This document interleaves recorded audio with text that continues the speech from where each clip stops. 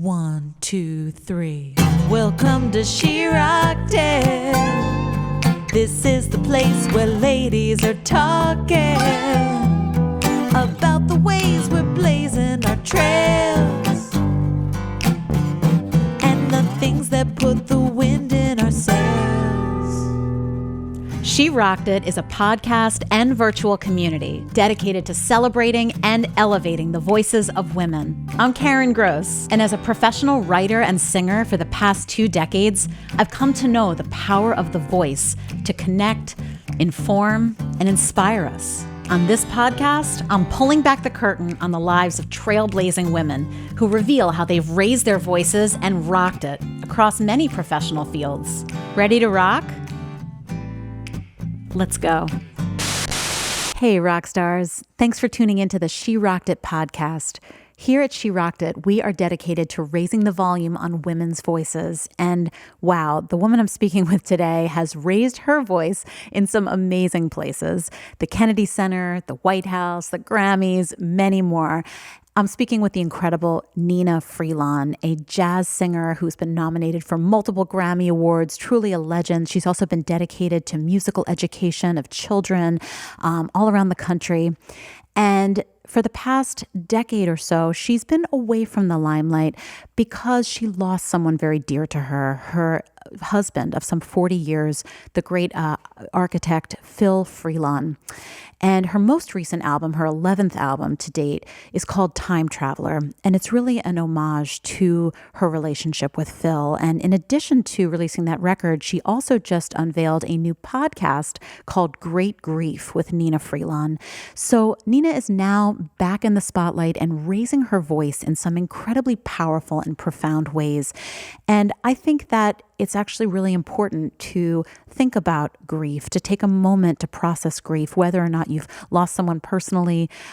Frankly, as a nation, we're all dealing with grief right now in the COVID era. So Nnenna's offering and the way she's using her voice is incredibly important. And I couldn't be more honored to speak with her about that, as well as the ways that she's balanced her life as a working artist, performing artist, and a mom, and how she always grounds herself in her purpose. So without further ado, let's hear from Nnenna Freelon. Welcome, Nnenna, to the She Rocked It podcast. So delightful to meet you and see you today. Thank you, Karen. I'm thrilled to be here. Just thrilled. Well, thank you. It's truly a thrill for me. I feel like I was familiar with you and your repertoire, but I've really been immersing myself this past week in your voice. And your voice in many ways. And here at She Rocked It, we're dedicated to raising the volume on women's voices. Yes. And yes. And you exemplify this because you raise your voice in a multitude of ways. And I was wondering if you could start out by telling us a little bit about the ways that you share your voice with the world. Well, I think women's voices, just sort of in general, are essential to the state of health for us all. And when women's voices are silenced or marginalized, we lose opportunity to get that unique perspective that being a woman brings to the planet, really. I was born in Boston, Massachusetts, and raised in Cambridge by Southern parents. So these are people who came north to look for opportunity. So interestingly enough, born in, living in the Northeast, yet having Southern values. Interesting, yeah. So it's kind of like an up-south, the Southern food traditions and worship traditions and all of that. So we were in a small community of other African Americans, but it was a mixed community. Italian people and first generation and second generation families living very, very close and integrated and literally just a beautiful rainbow of a community. And I was taught by my mother, whose voice still rings in my ear. She's passed away, but she lives in my head more now than ever, to be proud and to be grateful for the way you're made, for who you are, for your values, for your image, all of that. So that was an early imprint on me. That's Singing, really interesting. Go ahead. About your mother saying how her voice inspired your voice in some ways, in important ways. Yes. Oh, absolutely. Absolutely. Yeah. And she was born in 1928, so in the South, in Texarkana. So she was born into a segregated environment, and coming north for her was a freeing, an opportunity to search for more depth and breadth to her life, things that would not have been available to her where she was born and raised. And so she poured into myself and my sister and my brother that joy and excitement about what's possible in your life. Yeah. And that stays with me even now. That's so beautiful, because I feel like you have followed your muse, followed your heart in extraordinary ways. And of course, as a singer, but also and as a distinguished singer, and also as an educator, as someone who's made a difference in the lives of children. And now using your voice in, I think, an incredibly profound way of sharing your grief journey. Yes. So, yes. So why don't we start there, actually? Yes, it's been actually some time since you've raised your voice in a very public way, as you've done. You took some time away to care for your late husband. Tell us how it feels now to raise your voice, not only raising your voice, but in a very intimate way, a very vulnerable way. And I will tell you honestly that you brought me to tears quite a few times this past week in sharing what you've experienced these past years. So tell me a little more about how that's been feeling for you, and what gave you the courage to share your journey so vulnerably and honestly. Well, I have to say I'm an accidental podcaster. I've always been a journaler. I've always written, had diaries when I was younger, and I've always journaled. It's a part of my songwriting practice, my morning pages. All of that good stuff that they tell you should do to keep the muse fed. So, when my husband became ill, it was a 3-year journey with ALS. I wasn't thinking, I'm going to really use the podcast medium to help me deal with my grief. It was truly accidental. So he died in July 2019. This was pre-COVID. And then in January 2020, my sister died. My sister, who was 18 months younger than me, died from lung cancer. I'm so very sorry. And then COVID. In fact, we weren't even really sure if COVID didn't happen, because at that time they weren't diagnosing things. So enforced solitude on top of really being in the midst of grief, I think that is what gave birth to just the space to think about what's on my mind. My creative spirit just was on an incredible high note. I was waking up at night with thoughts, and then they were coming so fast I couldn't write them. I had to speak them into my voice memos, and right. And I shared some little musings with a friend of mine, and she said, "Girl, that's a podcast." And I was like, "What? This is my personal stuff." She said, "No, it's storytelling, and it's not just about you. Everybody goes through this. These are your experiences for sure, but they're also universal, personal and universal at the same time." And I started looking around at what lived in the podcast world around grief. And I found some things, but nothing that kind of lived in the musical storytelling world, where music was used as a way to tell the story, and that storytelling was a part of the, mission, not advice, not you should do this. And not Right. even faith-based stuff, which there's a lot of that out there too. So I reached out to a friend of mine who was a our NPR affiliate, and let her hear my little voice memo. I was like, "Is this a podcast?" And she was like, "Girl, yes, this is a podcast." So we worked on it. It was in the winter when it was cold and dark. I was snuggled up with my story and really unpacking. So it became Karen, a container for my grief, a place to put the thoughts and the notions and the fears and the joys and the sadness and all of it.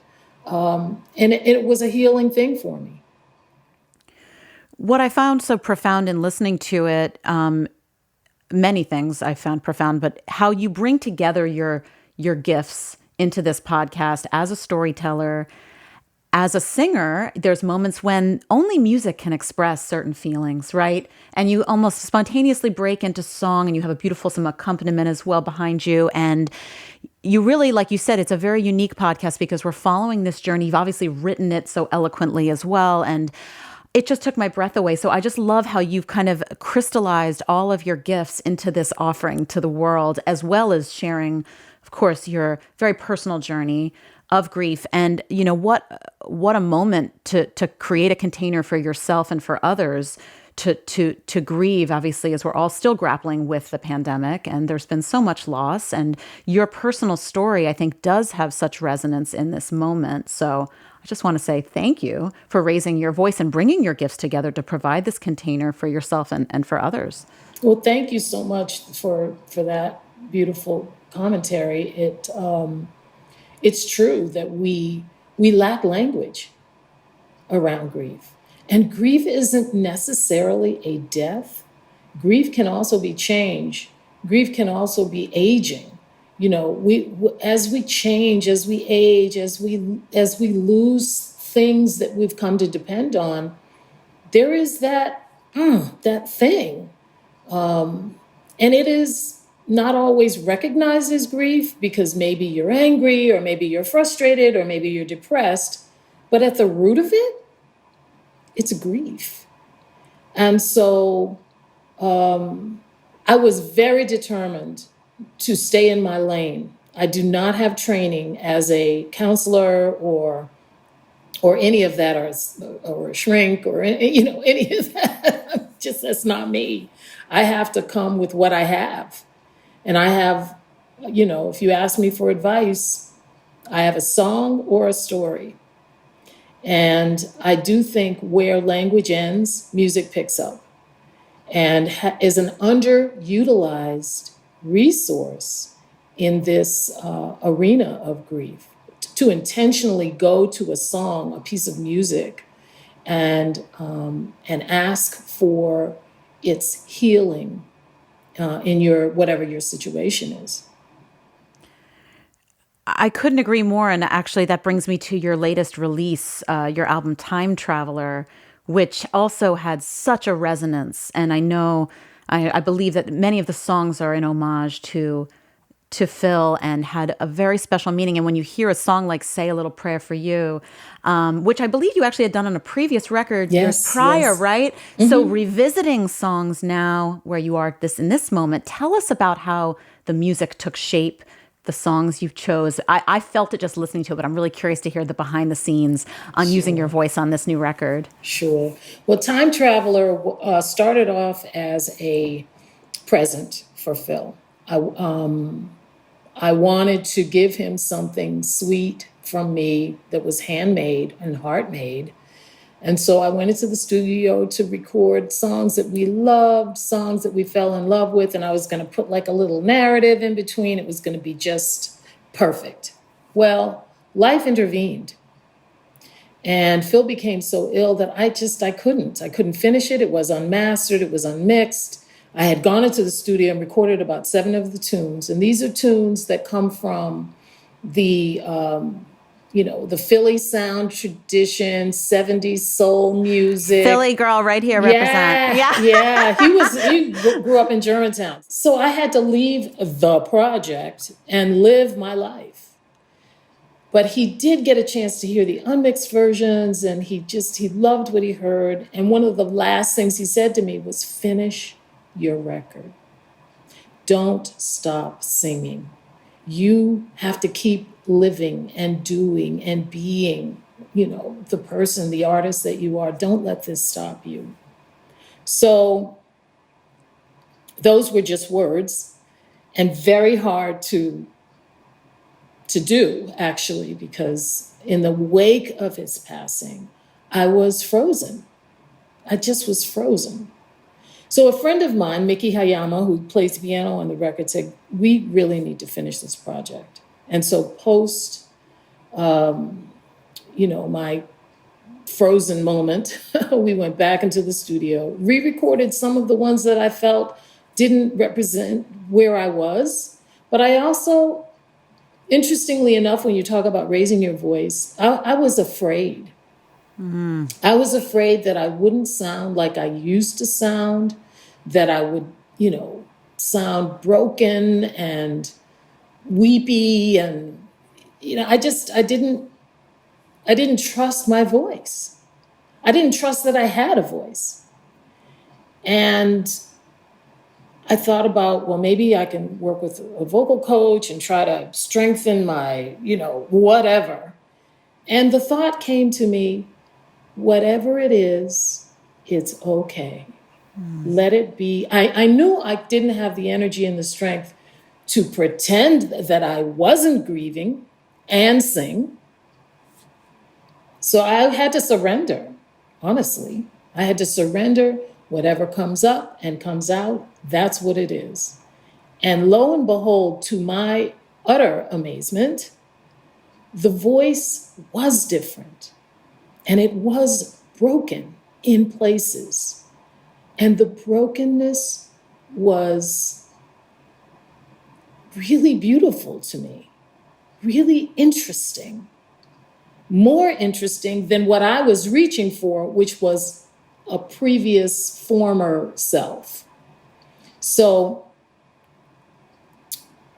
the record evolved very organically out of more than one recording session, more than one set of ideas, but with the overarching feeling that we time travel through music. Music can take us places that no other art form can take us, to the past, to the future. It can help soothe us in the present. It's just this incredibly nimble and flexible art form that can just accompany us in so many, many ways. And so each of the songs on the record is a spaceship that can take you to a previous place, to a warm moment, to young love, to unrequited love. I mean, it can just take you where you in your particular situation need to go. Wow, I'm so struck by so many things you've just shared. Thank you for that and for giving us a window into the record. And I'm struck by what you also said about honoring your voice now, and how also as women, as we age, as we go through the seasons of our life, our bodies change, our voices change, Yes. Right? And showing up and honoring who we are. And I just felt your authenticity listening to, it came through to me, and I'm sure to so many others, that you were exactly where you needed to be. But I know myself as a singer, also being in my head as I'm at the mic, right? And thinking, Right. oh, right, I got to belt this a certain way. I got to hit certain notes, and people, right? So I totally feel you when you're saying like, oh, you had to get past that head trip of, people are going to think I sound different. So tell us about that for you as a singer, and also just in general. I think being a singer is so brave, because no matter what, you're naked, right? on the mic, right? So you're especially vulnerable now. So how have you in the past, when you decided to embark on the brave singer's path, gotten the courage to do that? I know you said in your first podcast that it was kind of like a baby steps journey, even to honor your calling as a singer, and now really going all in such a remarkable, powerful way in honoring where you are and your life and your voice. Tell us about that courage and what that's been like to honor that calling for yourself. Thank you so much for that brilliantly posed question. I've been thinking about this a lot this week. Okay, I'm so eager to talk to you. Okay, so people have said, oh, it takes so much strength. Oh, you're so strong. It's more like, for me, surrender. I've had my head in the lion's mouth. And that's one of the gifts of grief that people don't talk about. It's like, come on with it, because I've already experienced the worst, the absolute worst. Yeah. And so the little critical voice that we all have in our heads when we do anything artistic. Yeah. I'm like, shut up already. Shut up. You know, I've been through the mill and I don't have the energy to deal with you and with what I have to do. So it has silenced some of those voices that would pop up. What are people going to think? What isn't this really, your, need for attention? Just stuff that, you've never done a podcast before. What makes you think you can do a podcast? Those kinds of fears and doubts that we all have, and women especially, because not only do we have it within our spirits, it's coming from the outside world too. Is that a wrinkle? A wrinkle. What's happening? What's happening to my girls? They're heading toward the floor. I mean, if you live long enough, stuff is going to change. And the world says, no, they shouldn't change. But they absolutely will, and they have to. And it is good. Sitting with ourselves as we are, as authentically as we can, is the most powerfully liberating, and it brings rest with it. Because then we're not like hamsters reaching for something that really, truly is impossible.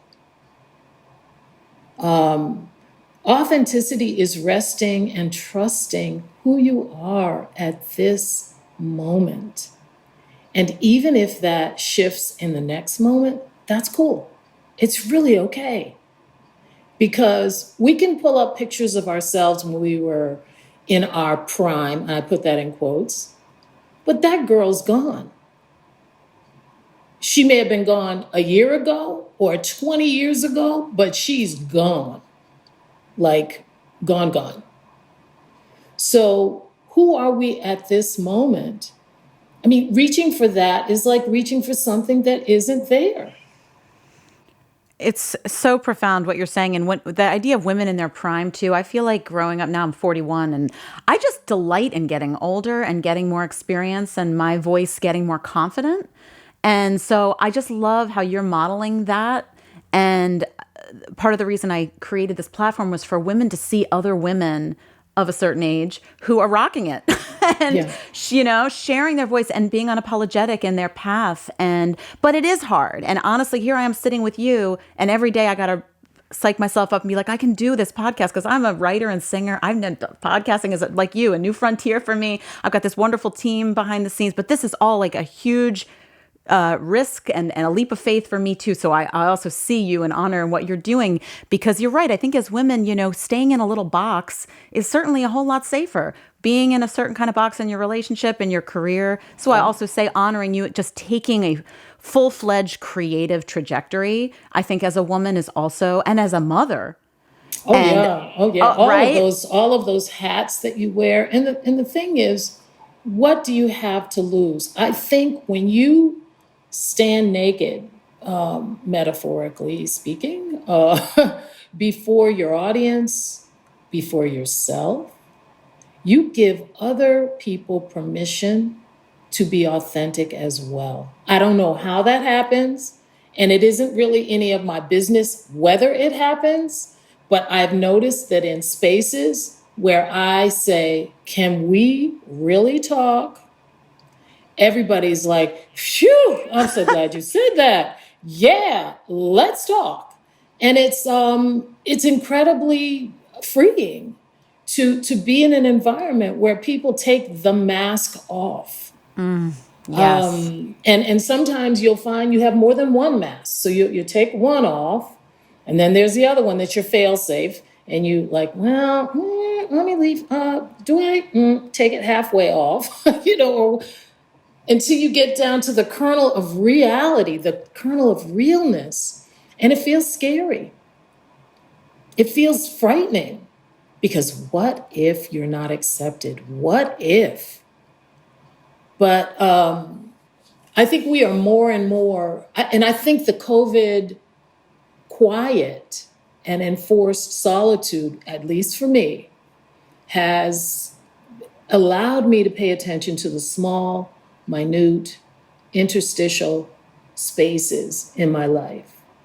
You know, the things that matter, that aren't huge and overarching, that are just tiny moments, that if you sit and notice them, they can nourish you.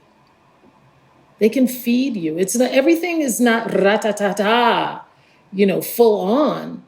Some things that are necessary for the spirit are so quiet and so gentle, and so soft that they can be scary. It's like, is this really, this is so nuanced. Can it really be doing anything? Dare I look at the space between the space in my life? So it's, and I'm learning. It's not like I figured this out. I'm still very much on the path of grieving, of figuring out what widow means. I mean, it's like even the word, if any of your listeners have another word, please share it with a sister, because I don't like widow. It just doesn't even roll off the tongue with any kind of finesse. I don't like it. So what can we call ourselves when we are without our mates? What other options do we have?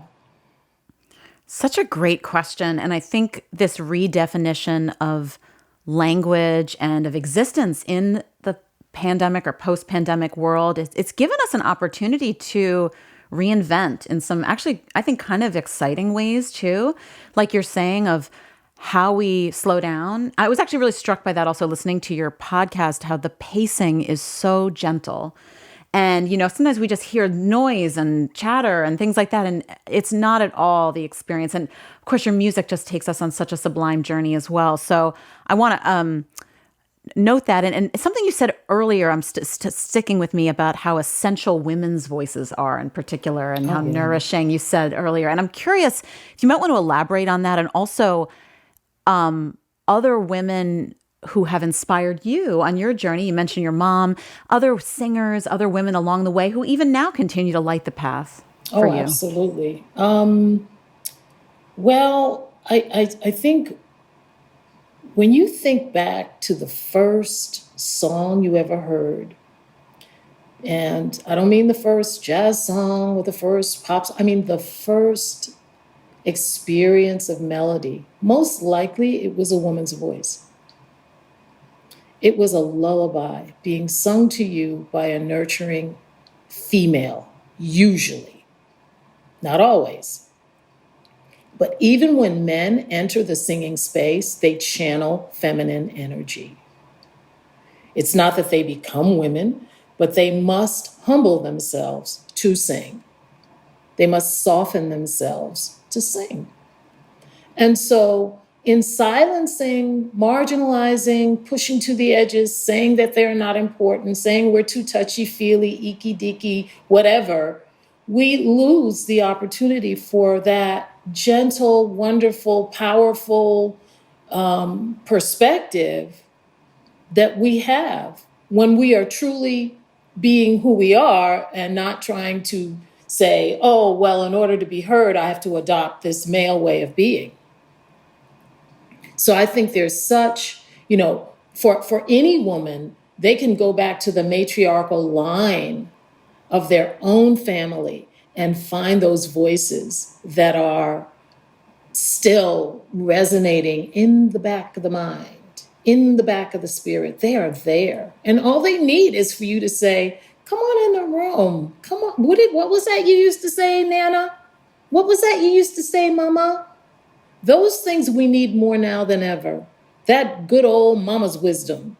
And sometimes that's what really the answer to the big thorny questions are just some gentleness, some kindness. Wash your hands, say please and thank you, give me a hug. I mean, that's all good stuff. And I think we forget that the gentle that is really powerful. Kindness is what is super powerful. I was at the grocery store the other day, and some young woman took I'm rolling the cart back to where the carts go, because I'm that chick. I don't leave it out in the middle of the parking lot. That is a true litmus test of a person's character, I think. It is. That's right there. Who rolls the cart back? Who rolls the cart back? And Good this egg. young woman just said, I'll take it. That little moment of kindness really warmed me for the rest of the day. How sweet. Yeah, I love that. And I love that we don't have to become more masculine in a stereotypical way. And I love what you said about, that initial voice that we hear is that lullaby mom. And I'm curious, as a mom yourself and as a very busy artist, during your years of having your, young children, and you were very active, how was that for you? I mean, I've spoken to rock star moms, as I like to call them, and, that's a dance. It's a dance to be a mom and to be a creative, and an artist. And I have spoken to a lot of women also that are creatives and in the arts. And tell us about that dance for you and how that felt and how you continued to honor both sides of your life in very meaningful ways. Well, for me, it was like weaving. It was like finding these threads of creativity, because raising kids is creative work. And it's very, it challenges your very being. So I used to say, being a mother made me a better artist, and being an artist made me a better mother. Now, how could that be? It's in my experience, acknowledging and honoring both endeavors and trying every day to mush them together, to say, oh, I'm not just improvising on stage, I'm improvising off stage. I'm telling the kids, because I don't feel like cooking dinner, that today is upside down day. We're having breakfast for dinner. we're just, it's eggs and sausages and pancakes for dinner. Why? Because it's upside down day. And the efficiency expert That would make a great me, album title, actually. That might be the next album, right? The efficiency expert on the road, the mother in me, I'm not having any shenanigans. You get your rump down here at call time, or you get left. So I can say you can have it all. You can't have it all at the same time. That is the challenge. But we create these boxes, and they are fairy tales. There is a box we create that says mother and artist cannot mutually coexist. And then the universe just agrees with you. That's all the universe ever does. But if you say, being a mother in this way, and being an artist in this way can absolutely feed each other, then the universe will agree with that. It's all about, my kids grew up under theater seats. They came with me to the thing when the thing was singing on the back of a flatbed truck or singing at the local arts council. They were there. And the fact that I had a young daughter influenced my choice of song, the way I appeared on stage, what I chose to wear or what I chose not to wear, how I chose to comport myself and be in front of an audience, because I could see her little face and her little being be influenced by the choices that I made. So in that crucible of family, it helped create the artist that Nnenna Freelon is. And I think every artist has a million choices to make, and they're very personal choices, and it's all good. There's no right or wrong. However, you have to live with the choices that you have made. That is true also. Wow. Thank you so much, Nnenna. I feel like I could talk to you about so many things for so much longer, but I want to ask you one final question. Sure. Before I ask this question, friends, are you as blown away as I am right now? This woman is taking my breath away as I continue to dive into her podcast and her catalog. And if you haven't really done a deep dive into Nnenna Freelon's catalog, listen to her music. It will truly enchant you. As soon as you can get back into stages, go see Nnenna. And of course, listen to her podcast, because it's one of the most breathtaking things I've experienced and truly moved me completely. And I know it will do for you as well. So with that said, Nnenna, I want to ask you one more question. Sure. If you can leave us, with one tip so we can rock it in our careers and callings, as you have done so beautifully and continue to do. What's one tip you'd want to leave with us? Wow. One tip. I would say to just be clear about the why. Why are we doing what we are doing? And if we can be honest with the answer, it will lead us on our path of purpose. Because sometimes when we ask ourselves, well, I'm doing this because, and then we say why, and the answer isn't really clear.